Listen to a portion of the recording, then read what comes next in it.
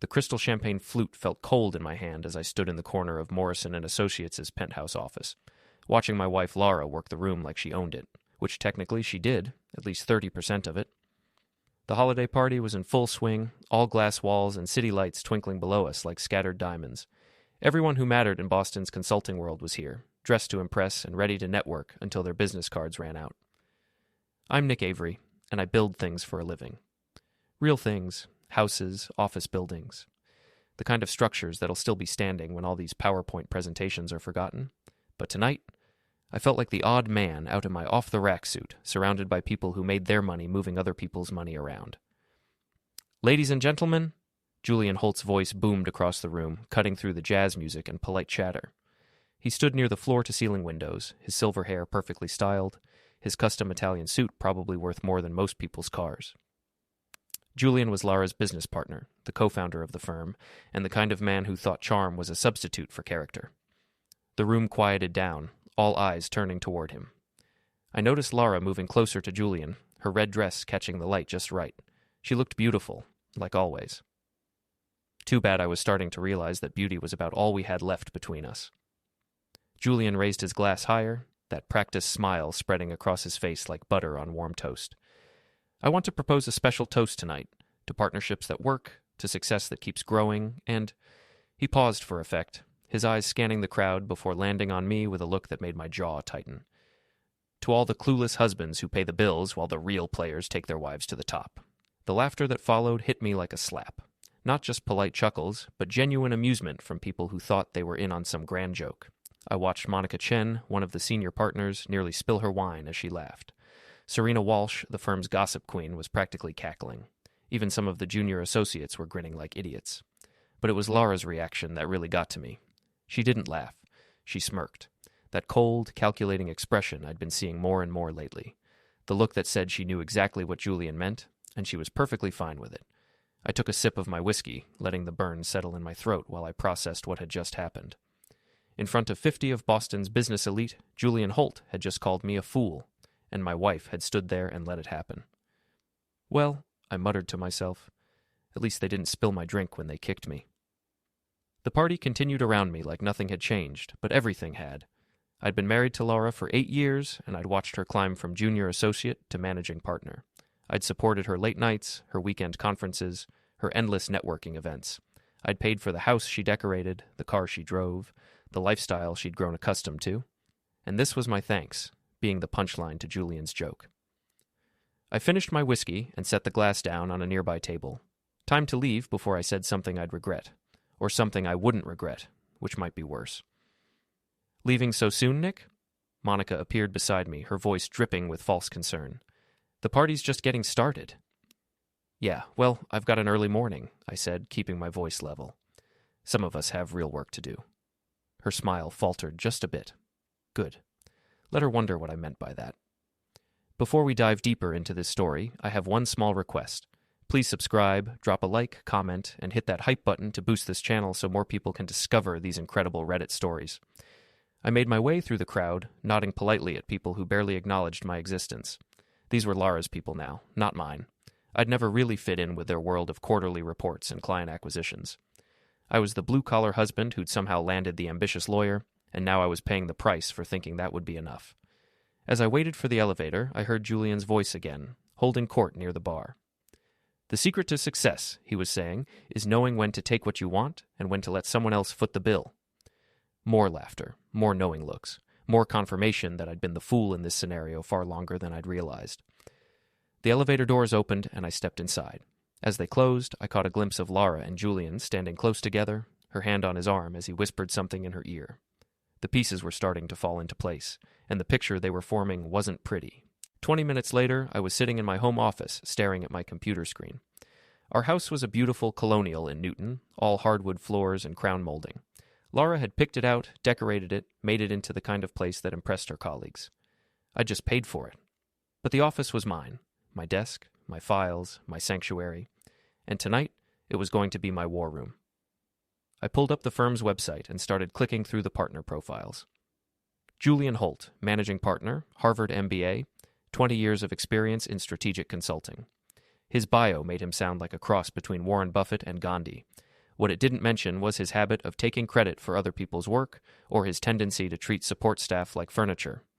I'd been around long enough to know how these consulting firms really worked.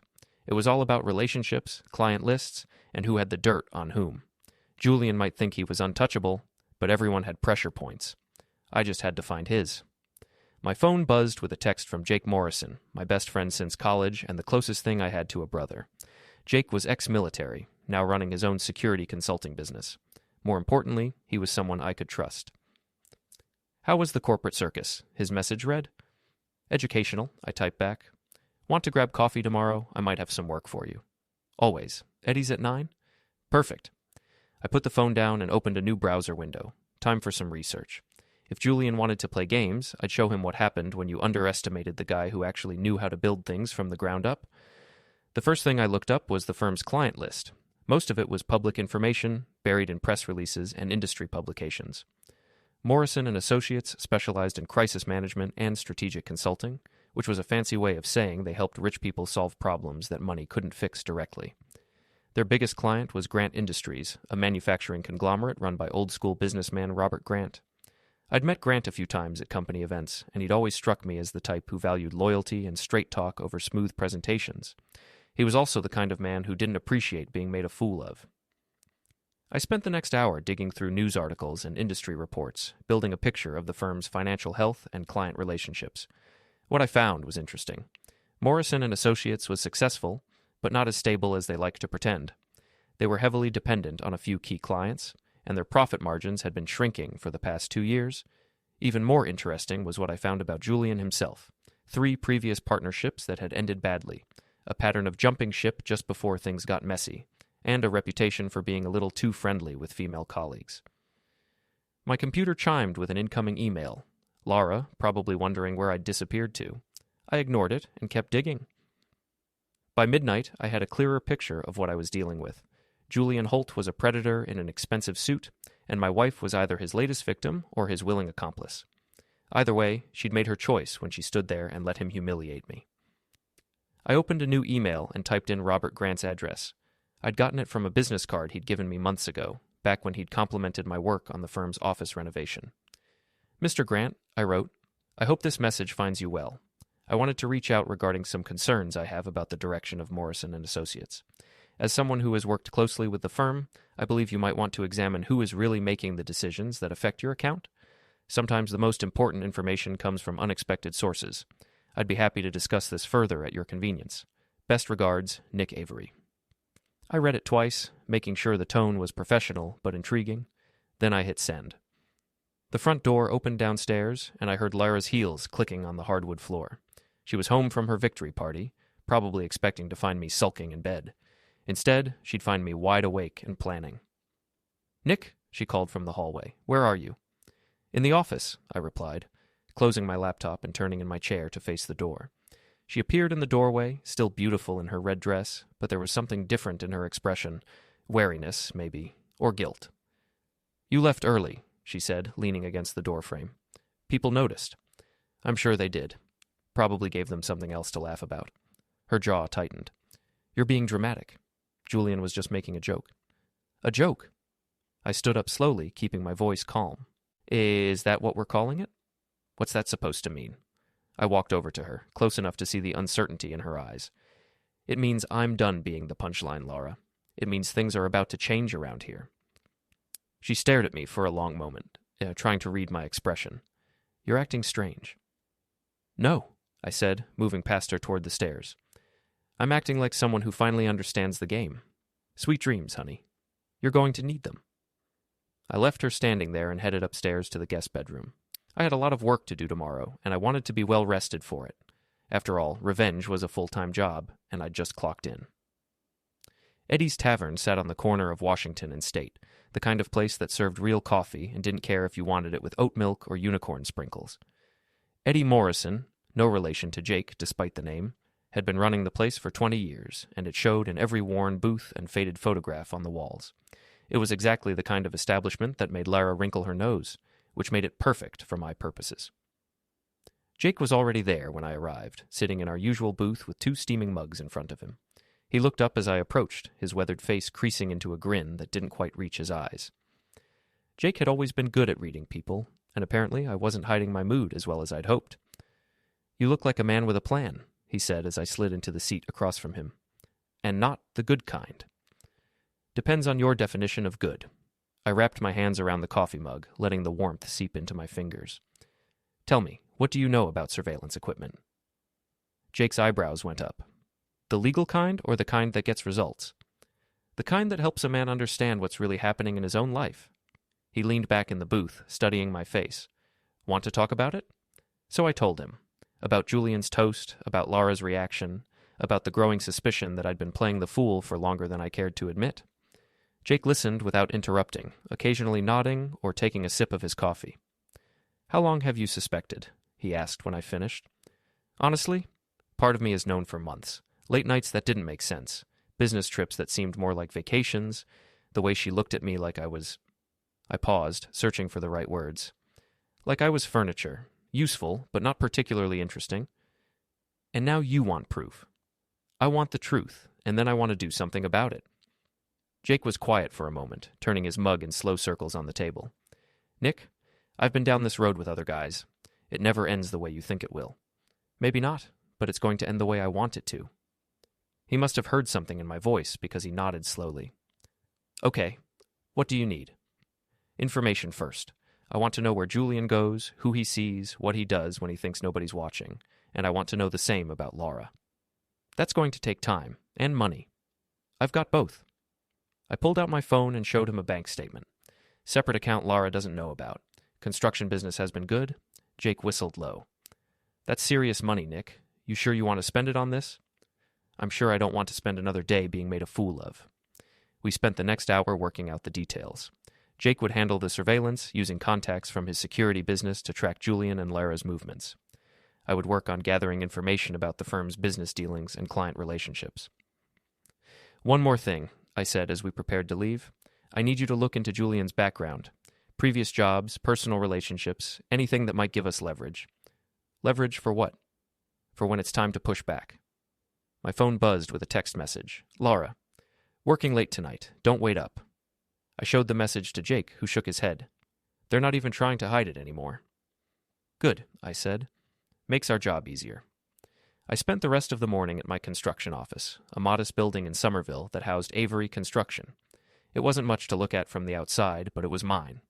Every piece of equipment, every contract, every relationship had been built through hard work and honest dealing. My office manager, Eliza Santos, looked up as I walked in. Eliza was in her 50s, tough as nails, and had been with me since I started the company. She had a gift for reading people and a tongue sharp enough to cut glass when the situation called for it. "You look like someone ran over your dog," she said, not bothering with pleasantries. "Something like that?" I poured myself a cup of coffee from the machine in the corner. "Eliza, what do you know about corporate consulting firms?" "Enough to know they're mostly hot air and expensive suits." "Why?" I sat down across from her desk and told her about the previous night's humiliation. Eliza listened with growing anger, her dark eyes flashing. "That slimy piece of work," she said when I finished. "And your wife just stood there?" "She did more than that. She enjoyed it." Eliza leaned back in her chair, tapping a pen against her desk. "So what are you going to do about it?" "I'm going to remind them that underestimating people is a dangerous game." "Good. You want my help?" "I was hoping you'd ask." We spent the next 2 hours going over the firm's public records, client lists, and financial filings. Eliza had a background in accounting before she came to work for me, and she knew how to read between the lines of corporate documents. "Look at this," she said, pointing to a section of their latest quarterly report. "Their cash flow is tighter than they want people to know. They're carrying a lot of debt, and their biggest contracts are up for renewal in the next 6 months." "Including Grant Industries?" "Especially Grant Industries. That contract represents almost 30% of their revenue." My phone rang. Unknown number, but I recognized the voice immediately. "Mr. Avery, this is Robert Grant. I received your email last night, and I'd like to discuss your concerns. Are you available for lunch today?" I glanced at Eliza, who was grinning like a cat with a canary. "Absolutely, Mr. Grant. Where would you like to meet?" An hour later, I was sitting across from Robert Grant at the Union Club, one of Boston's most exclusive private establishments. Grant was in his 60s, silver-haired and sharp-eyed, with the kind of presence that came from decades of making tough decisions.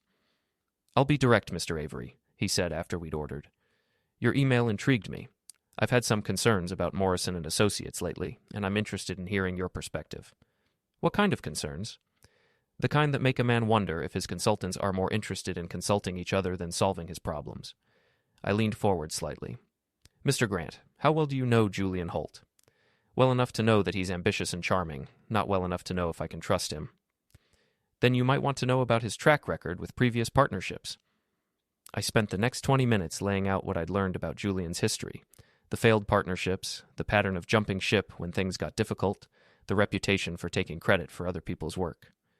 Grant listened intently, occasionally asking questions or making notes on a small pad. When I finished, he sat back in his chair and regarded me thoughtfully. This is very interesting, Mr. Avery, but I have to ask, what's your motivation here? Why are you telling me this? Because I believe in honest dealing, Mr. Grant, and because I think you deserve to know who you're really working with. And it has nothing to do with the fact that Julian Holt is sleeping with your wife? The question hit me like a punch to the gut, but I kept my expression steady. How did you know? I've been in business for 40 years, son. I know the signs. The question is, what are you going to do about it? I'm going to make sure everyone involved understands the consequences of their choices. Grant nodded slowly. I respect that, and I want you to know that I'll be taking a very close look at my relationship with Morrison Associates. If what you've told me is accurate, there may be some changes coming. We shook hands as we left the restaurant, and I could see the wheels turning in Grant's mind.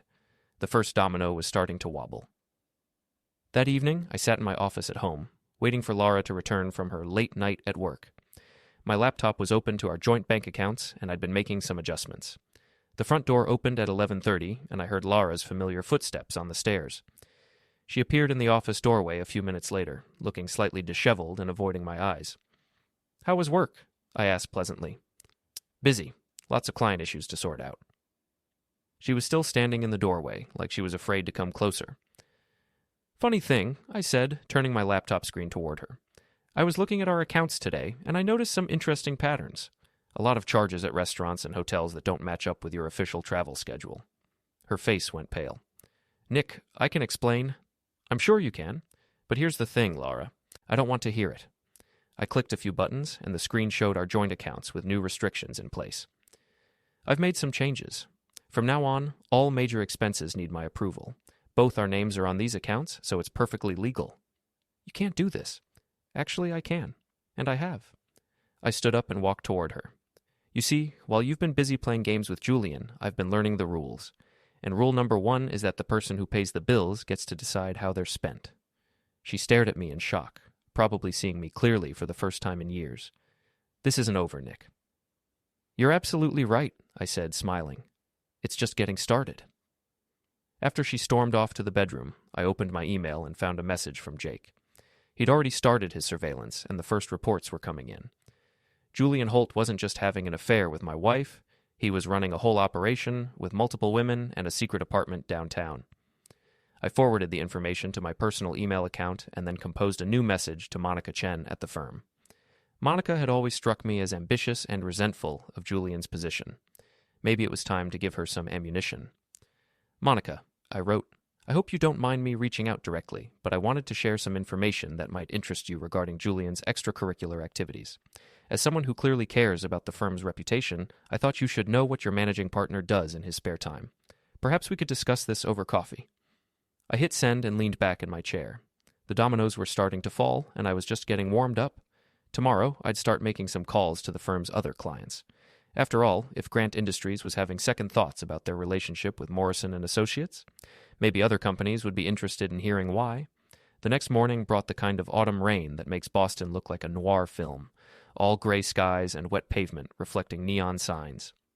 I was sitting in my truck outside Morrison Associates, watching the firm's employees hurry through the downpour with their expensive umbrellas and designer coats. From my vantage point across the street, I had a perfect view of the building's entrance and the chaos that was about to unfold. My phone buzzed with a text from Jake. Package delivered. Check your email.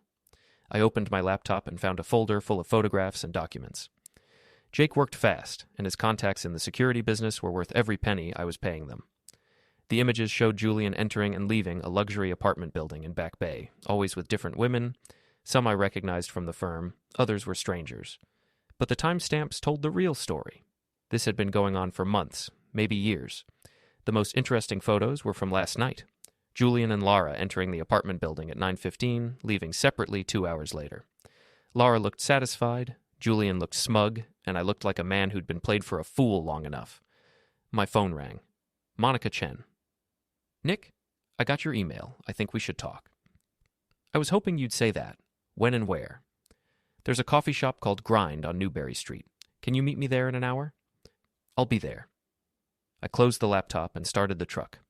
Time for phase 2 of my education in corporate warfare. Grind was one of those aggressively hip coffee shops that charged $8 for a latte and played music loud enough to discourage eavesdropping. Monica was already there when I arrived, sitting in a corner booth with her back to the wall. She looked nervous, which was exactly what I'd been hoping for.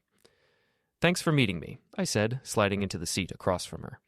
Your email was intriguing. She wrapped her hands around her coffee cup like she was trying to warm herself. What exactly do you know about Julian's activities? I pulled out my phone and showed her one of Jake's photographs. Julian entering the apartment building with a woman I didn't recognize, his hand on her lower back in a gesture that was anything but professional. Monica's eyes widened. When was this taken? 3 days ago. There are more. I swiped through several images, watching her expression grow more and more troubled. This woman works for Hartley and Associates, doesn't she? Your biggest competitor? Jennifer Walsh. She's their senior account manager. Monica looked up at me, her face pale. Nick, if Julian is sharing confidential information with competitors, that would be a problem, wouldn't it? She leaned back in her chair, processing the implications. It would be more than a problem. It would be grounds for immediate termination and possible legal action. I thought you might see it that way. We sat in silence for a moment, listening to the espresso machine hiss and the rain patter against the windows. Monica was ambitious, I knew that much. She'd been passed over for managing partner when Julian got the position, and the resentment had been eating at her ever since. What do you want from me? She asked finally. Information, access, a way to make sure Julian faces consequences for his actions. And in return? In return, when Julian's gone, you'll be the natural choice to replace him. Her eyes sharpened. You're talking about destroying a man's career. I'm talking about exposing the truth. What happens after that is up to the board of directors. Monica was quiet for a long time, staring into her coffee like it might contain answers. When she looked up, I could see she'd made her decision. What do you need? Client lists, financial records, anything that shows Julian's been using his position for personal gain. And I need to know about his relationship with the other partners. Serena Walsh has been covering for him. She knows about the affairs, maybe even facilitates them. Brad Coleman is just trying to keep his head down and his job secure. What about the support staff? They hate him. Julian treats them like furniture, and he's made some very inappropriate comments to the female employees. There have been complaints, but they always seem to disappear. I made mental notes of everything she was telling me. Every piece of information was another weapon in my growing arsenal.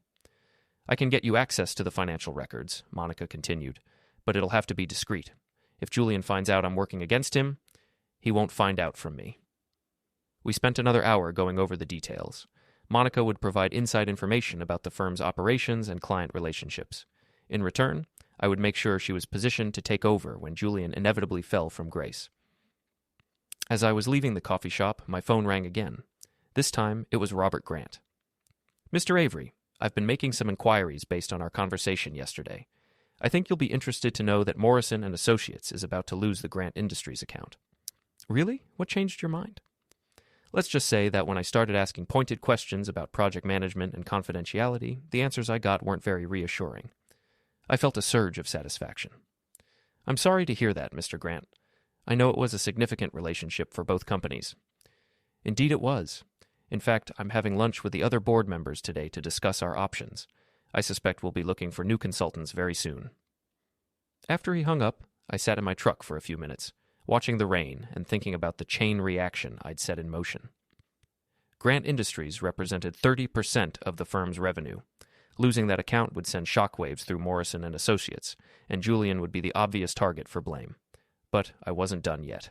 Not by a long shot. That afternoon, I drove to the construction site where my crew was working on a new office building. The work was progressing well, and seeing something real and solid taking shape helped clear my head. I was talking with my foreman about the electrical systems when I noticed a familiar car parked across the street. Julian's silver BMW, with Julian himself sitting behind the wheel, watching me. I finished my conversation and walked over to his car, tapping on the driver's side window.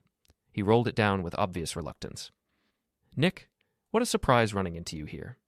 Is it because it looks like you were waiting for me?" His smile faltered slightly. "I was just in the neighborhood. Thought I'd see how the construction business was treating you." "It's treating me just fine, Julian. In fact, business has never been better." I leaned down so we were at eye level. "How's the consulting business? Still taking people to the top?" "We're doing very well, thank you." "That's good to hear, although I understand you might be losing some clients soon." The color drained from his face. "What are you talking about?" "Oh, just rumors. You know how it is in business. One day you're on top of the world. The next day you're scrambling to explain why your biggest client decided to take their business elsewhere." Julian's hands tightened on the steering wheel.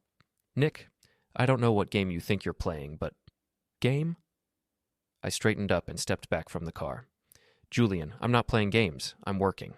And right now, my work involves making sure certain people understand that actions have consequences." I walked away without looking back, but I could feel his eyes on me until I disappeared into the construction trailer. Let him wonder what I knew and what I was planning. Uncertainty was a weapon, and I was just learning how to use it. That evening, Lara came home earlier than usual, her face tight with stress.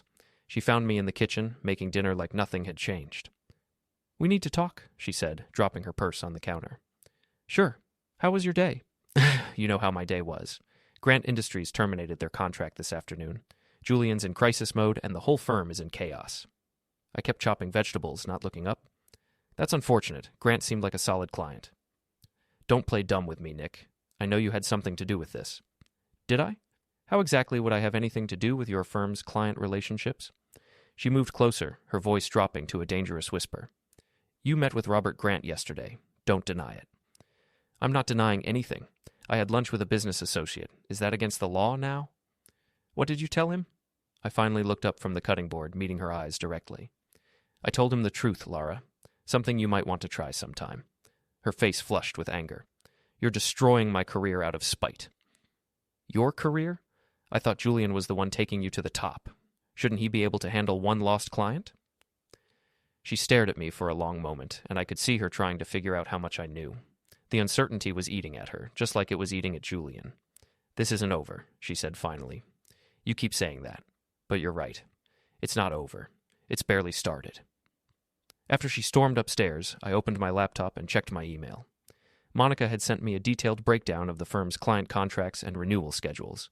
3 more major clients were up for renewal in the next 2 months, and all of them had clauses that allowed for early termination if they weren't satisfied with service. I started making a list of phone numbers and email addresses. If Robert Grant was willing to listen to concerns about Julian's competence, maybe other clients would be interested as well. After all, business was built on trust, and trust was exactly what Julian was about to lose. My phone buzzed with another message from Jake. "Interesting development. Your friend Julian has been making some calls. Looks like he's trying to find out who's been talking to his clients." I smiled and typed back. "Let him look. He won't find anything he can use." The rain had stopped, and through the kitchen window I could see stars beginning to appear between the clouds. Tomorrow would be a busy day. I had more clients to contact, more information to gather, and more dominoes to set up for falling. Julian Holt thought he was a player in this game, but he was about to learn the difference between playing and winning, and I was just getting started. The Morrison Associates office building looked different in the harsh morning light filtering through my truck windshield. Less imposing, somehow, more vulnerable. I'd been sitting across the street for 20 minutes, watching the morning rush of employees hurrying to work, most of them probably unaware that their company was teetering on the edge of collapse. My phone buzzed with a text from Monica.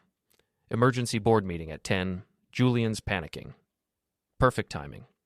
I'd spent the weekend making calls to the firm's other major clients, and the results were starting to show. 3 more companies had requested meetings to discuss their consulting needs, which was corporate speak for, "We're thinking about firing you." Jake's surveillance reports had been equally productive. Julian wasn't just having affairs, he was using his position to gather intelligence for competitors, trading confidential information for personal favors.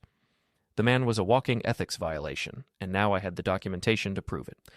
I started the truck and drove toward downtown, where I had a meeting scheduled with David Chen, the CEO of Meridian Financial. Chen was one of Morrison Associates' oldest clients, and according to Monica's inside information, he'd been growing increasingly dissatisfied with the firm's performance. The Meridian building was a glass and steel monument to financial success, the kind of place that made you feel underdressed even in your best suit. Chen's office was on the 32nd floor with a view of Boston Harbor that probably cost more than most people's houses. "Mr. Avery," Chen said, rising from behind his desk as his assistant showed me in. "Thank you for reaching out. Your message was quite intriguing." David Chen was in his 50s, impeccably dressed, with the kind of sharp intelligence that came from decades of making profitable decisions. He gestured toward a seating area near the windows, where coffee and pastries were waiting. "I'll be direct, Mr. Chen. I have reason to believe that Morrison Associates has been compromising client confidentiality for personal gain." His eyebrows rose slightly.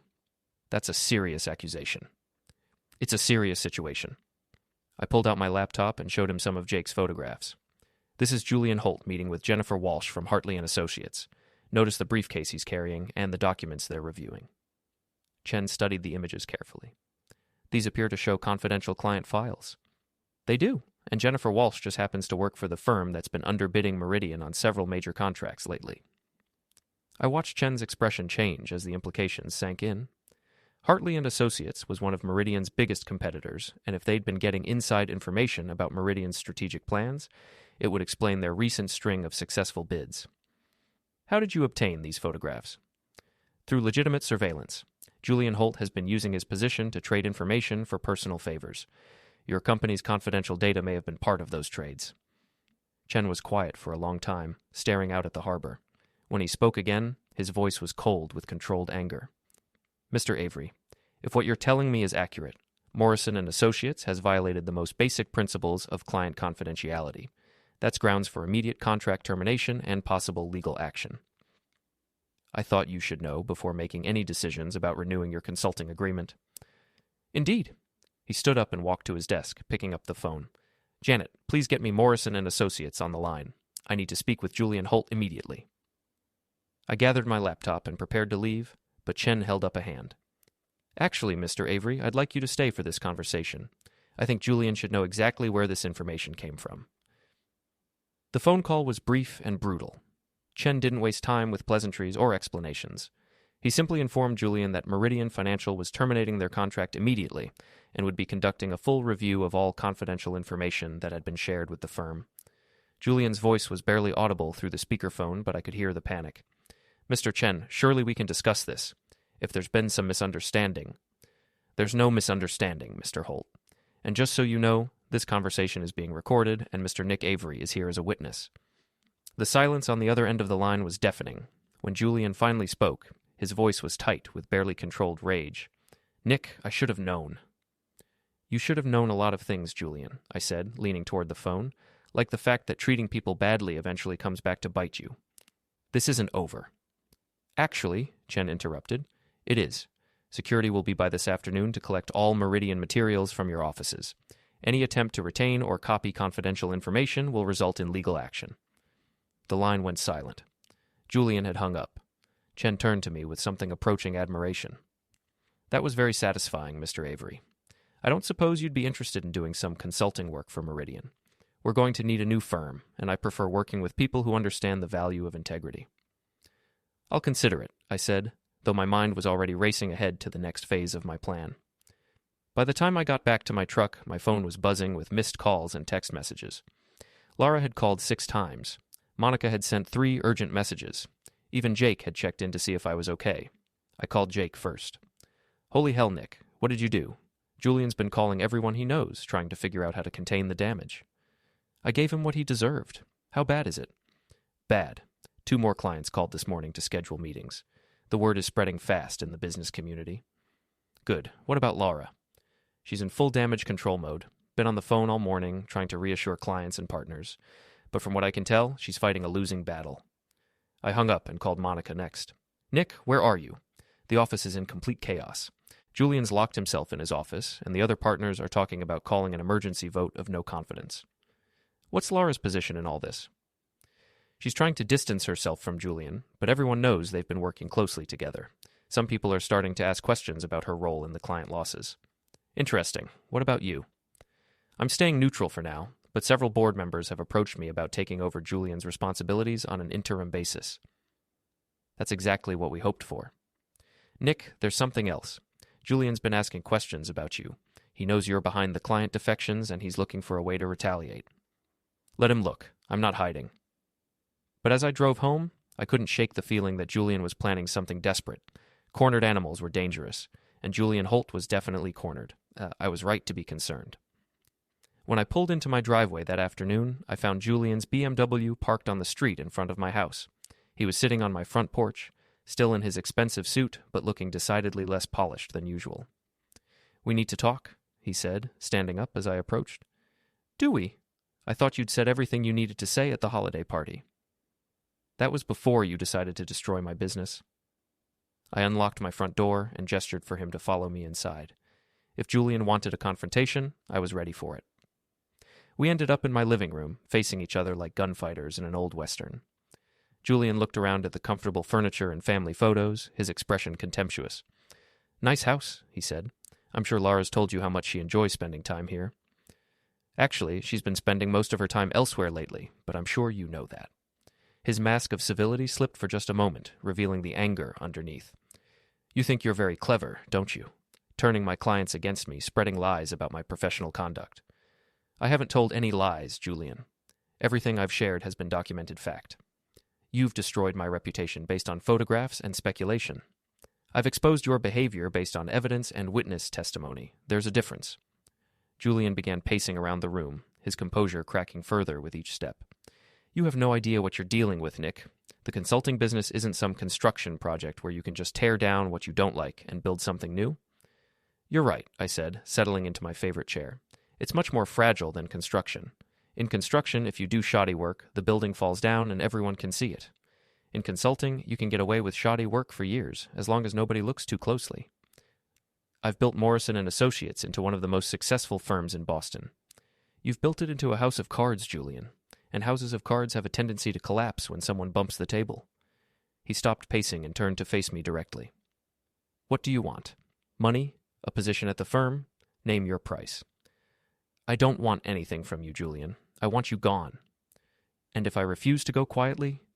I smiled, thinking about the files Jake had compiled and the additional evidence Monica was gathering. "Then things will get much worse for you, and for Lara." His face went pale at the mention of my wife's name. "Leave Lara out of this. Lara made her own choices. She chose to participate in your little games, and now she gets to live with the consequences." Julian stared at me for a long moment, probably trying to calculate his options. When he spoke again, his voice was different, less arrogant, more desperate. "Nick, you don't understand. If the firm collapses, a lot of innocent people will lose their jobs. The support staff, the junior associates, people who had nothing to do with any of this. Then maybe you should have thought about that before you started playing games with client confidentiality and employee relationships." He left without another word, but I could see in his eyes that he wasn't giving up.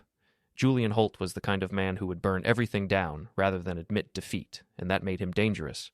I was proven right sooner than I expected. That evening, as I was having dinner alone, Lara was working late again. My phone rang with a call from Eddie at the tavern. "Nick, you need to get down here. There's been some trouble." When I arrived at Eddie's, I found 2 police cars parked outside and a crowd of curious onlookers gathered on the sidewalk. Eddie met me at the door, his face grim. "Someone broke in around closing time last night," he explained. "Trashed the place pretty good, but here's the weird part. They didn't take anything, just destroyed furniture and left a message." He led me inside, where I could see overturned tables and broken chairs scattered around the main dining area. But it was the message spray-painted on the wall behind the bar that made my jaw clench with anger. "Mind your own business or pay the price." "Any idea who might have done this?" I asked, though I already knew the answer. "Can't prove anything," Eddie said carefully. "But I had a visitor yesterday afternoon. Expensive suit, fancy car, asking questions about you and your meetings here."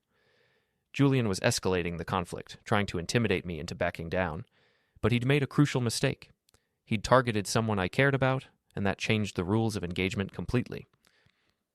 I spent the next hour helping Eddie clean up the mess while we talked to the police. They took a report and promised to investigate, but we both knew they wouldn't find anything useful. Julian was too smart to leave evidence, and too well connected to worry about consequences. But as I drove home that night, I was already planning my response. Julian wanted to play dirty? Fine. I'd show him just how dirty things could get. The luxury hotel suite overlooked Boston Common, all marble surfaces and floor-to-ceiling windows that cost more per night than most people made in a week. I'd booked it under a false name, using cash and connections Jake had provided through his security network. The room was perfect for what I had planned, spacious enough for a confrontation, isolated enough for privacy, and equipped with the kind of surveillance equipment that would capture every word and gesture. It had been 3 days since the vandalism at Eddie's Tavern, and Julian's desperation was becoming more obvious by the hour. According to Monica's reports from inside the firm, he'd been making increasingly frantic calls to former clients, trying to rebuild bridges that were already burned beyond repair. The board of directors had scheduled a formal review of his position for the end of the week, and the writing was on the wall. But I wasn't content to let the corporate machinery grind Julian down slowly.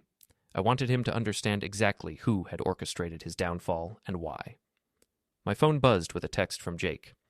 Packages delivered, both targets confirmed for tonight.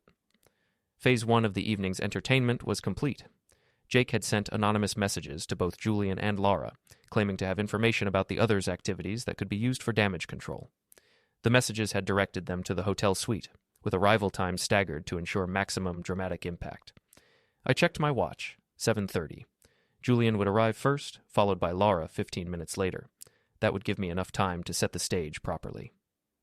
The knock on the door came at exactly 8 o'clock. Julian stood in the hallway, looking haggard and desperate.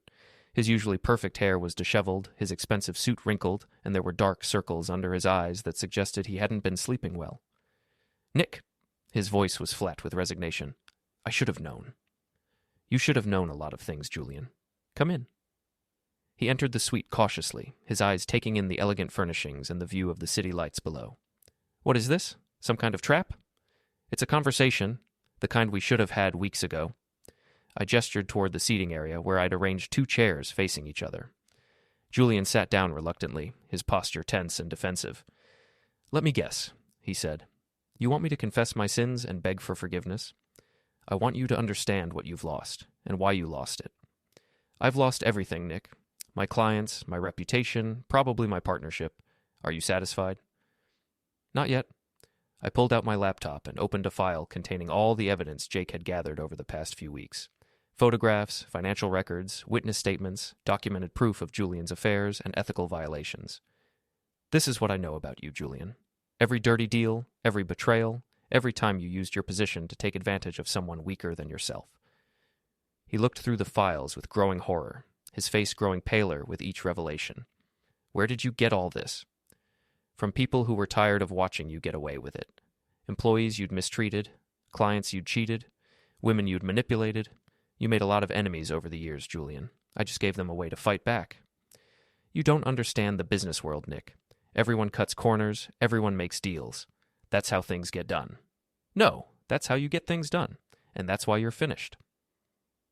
Another knock on the door interrupted our conversation. Julian's eyes widened as he realized what was about to happen. "You didn't." "I did."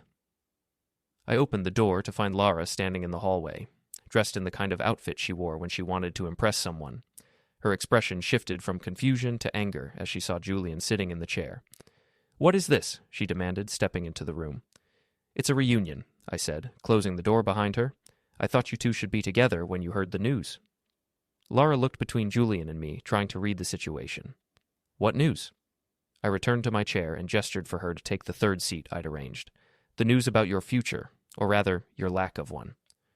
"Nick, if this is about the firm's recent difficulties..." "This is about choices, Lara. The choices you made, the consequences you're going to face, and the new reality you're going to have to accept." I opened another file on my laptop, this one containing documentation of Lara's involvement in Julian's schemes. Meeting records, email exchanges, financial transactions that showed her complicity in the firm's ethical violations. "You weren't just Julian's lover," I continued. "You were his partner in every sense of the word.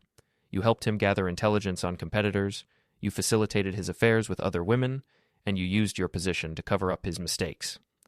Lara's composure finally cracked. "You bastard. You've been spying on us." "I've been protecting myself and exposing the truth." Julian leaned forward in his chair, his voice desperate. "Nick, please. Think about what you're doing. If you destroy the firm completely, innocent people will suffer." Innocent people have been suffering for years because of what you two have done. Now it's your turn. I stood up and walked to the window, looking out at the city lights below. The board meeting is tomorrow morning, isn't it? They're going to vote on Julian's future with the firm. How did you? Lara started to ask, then stopped herself. Monica's been keeping me informed. She's going to make an excellent managing partner, by the way. Much better than either of you ever were. Julian's face went white. Monica's been working with you. Monica's been working for justice, something you two wouldn't recognize if it bit you. I returned to my seat and pulled out a thick envelope. This contains copies of everything I've gathered about your activities.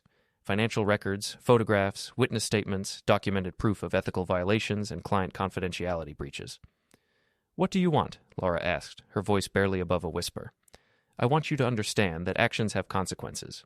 I want you to know that the people you've hurt and humiliated aren't as powerless as you thought. And I want you to face the fact that your careers in Boston are over. Julian tried one last desperate gambit. Nick, we can work something out. I have connections, resources. I can make this worth your while. You still don't get it, do you?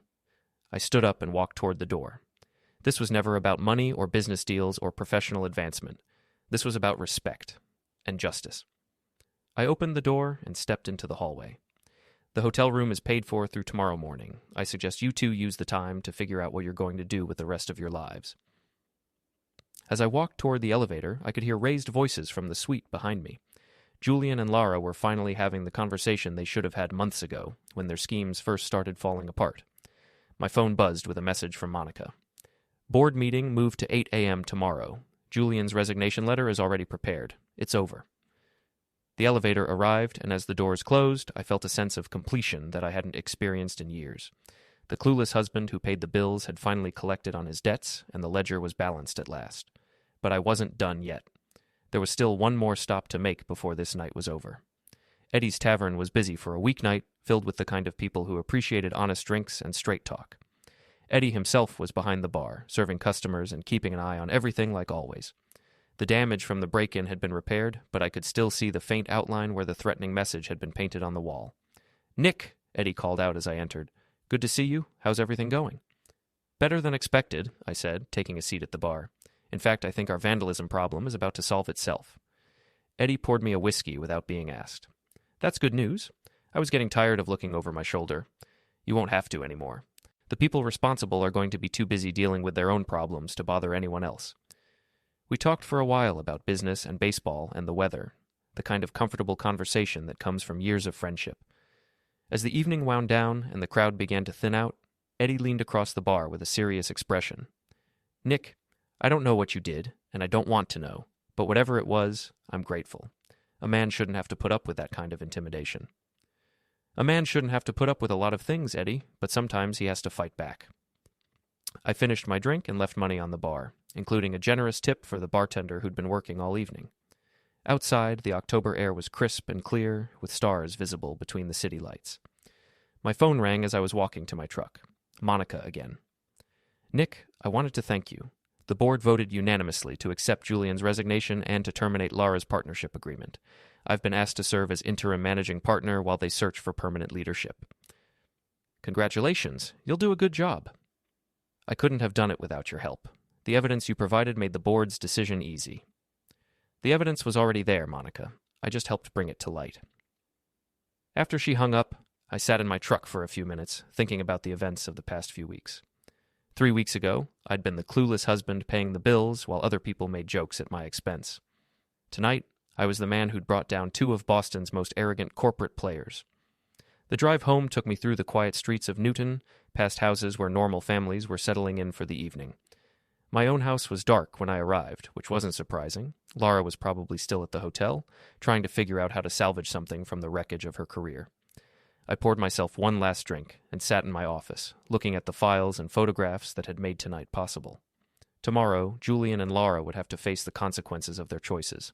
The firm would begin the process of rebuilding its reputation under new leadership, and I would go back to building things that lasted, things that mattered. My phone buzzed with one final message of the evening. Jake. Saw the news about Morrison Associates on the business channel. Nice work. Drinks tomorrow to celebrate? I typed back. Absolutely. But let's go somewhere other than Eddie's. I think we've caused enough excitement there for 1 week. As I turned off the lights and headed upstairs, I thought about Julian's toast from the holiday party that had started this whole chain of events. He'd raised his glass to the clueless husbands who paid the bills while the real players took their wives to the top. Well, Julian, I thought as I climbed the stairs to the guest bedroom where I'd been sleeping for the past week. The clueless husband paid the bills, but he also collected the debts. And tonight, the ledger was finally clean. The house was quiet around me, but it felt different now. Not empty, but peaceful. Like a place where a man could start over if he wanted to. And for the first time in months, I was looking forward to tomorrow. Outside my window, the city lights of Boston twinkled in the distance, and somewhere out there, Julian Holt and Lara Avery were learning what it felt like to be on the losing end of someone else's game. The thought should have made me feel guilty, but it didn't. Instead, it made me smile. Justice, I'd discovered, was a dish best served with careful planning, patient execution, and just the right amount of cold calculation.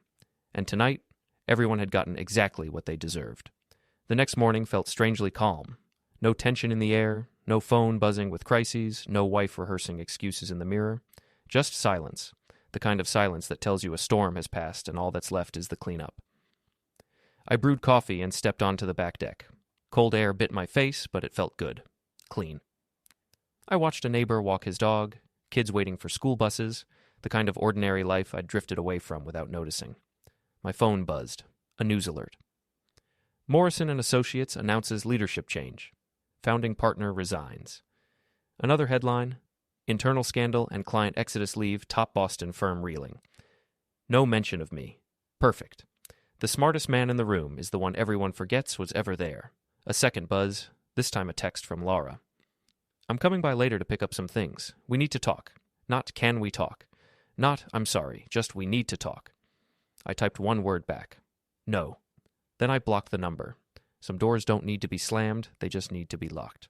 By 11, I was at Jake's office. Steel desk, metal chairs, monitors everywhere, and the same smell it always had. Coffee, gun oil, and sarcasm. He slid a folder across the table. Final report, he said. Everything on Julian and Lara, wrapped up in case you ever need it for court. I won't, I said. They've already sentenced themselves, Jake grinned. Good answer. Still want the hard drives wiped? No, keep one copy. Insurance. Smart. He leaned back. So, what now? You going back to being a nice guy who builds buildings and waters his lawn? Pretty much. You sure? Because there's a business model here. Corporate hitman, but legal. You could clean out every toxic executive in Boston. I laughed. I don't want to make a career out of revenge. Jake raised an eyebrow. You were good at it. I was motivated. At 3 p.m., a black sedan pulled into the driveway. Not Lara, not Julian. Robert Grant. He stepped out wearing a gray suit and the expression of a man who'd come to deliver something important. Mr. Avery, he said, shaking my hand. I wanted to do this in person. He handed me an envelope. Heavy, sealed with legal ribbon. What is it? Your construction firm has been awarded the full redevelopment contract for our South Harbor industrial project, the one Morrison and Associates was supposed to manage. I blinked. That's a $100 million project. Closer to 120 after revisions. He smirked. We prefer working with people who know what integrity looks like. I wasn't often stunned into silence, but that did it. Grant started back toward the car, then paused. Oh, and Mr. Avery, he said, if you ever decide to start a consulting firm, not the crooked kind, call me first. I like the way you handle problems. Then he was gone. I stood there holding the biggest contract of my career, earned not by playing politics, but by refusing to crawl. Funny how that works. The only unresolved thread was Lara. I figured she'd show up eventually. She did, 3 days later. No makeup, no confidence, no power walk in heels. Just a woman who'd finally realized she wasn't bulletproof. I lost everything, she said from the doorway. My job, my reputation, my friends. Do you feel good about that? I feel good that it wasn't me who did it to you, I said calmly. You did that all by yourself. Her eyes were glassy, but she wasn't crying. She was angry, still convinced life owed her something. You planned this, she said. You set me up. No, I let gravity handle you. You just kept jumping off higher ledges. She swallowed hard. I need money, just until I get back on my feet. I already gave you 8 years of support. That account is closed. You think you're the hero here? No, I said. I'm just the man who stopped being the joke. She stared at me, waiting for weakness. There wasn't any left. Goodbye, Lara. I closed the door. This time I locked it. Not out of fear, out of finality. Weeks passed. The South Harbor project broke ground. My crew doubled. I spent days on job sites, nights with books, blueprints, and peace.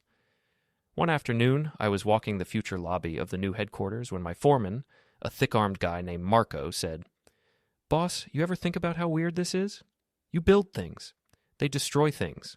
Somehow you still win." "Because buildings last," I said. "People like Julian don't." He nodded like I'd said something profound. Maybe I had.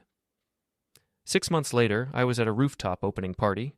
Not for a firm, not for a bunch of suits, but for the first building I'd ever designed and built entirely under my own name. Avery Square. Eddie was there. Jake was there. Even Monica stopped by, now officially the youngest managing partner in Boston. Someone handed me a glass of bourbon. "Speech," they shouted. I raised the glass, looked out over the city lights, the same skyline that once watched me get humiliated at a holiday party. "Here's to knowing your worth," I said. "Here's to building things that last, and here's to the people who think they're untouchable. May they always underestimate the quiet ones." Laughter. Applause. Real laughter this time. The kind that comes from people who respect you. I drank, and for the first time in a long time, it tasted like freedom.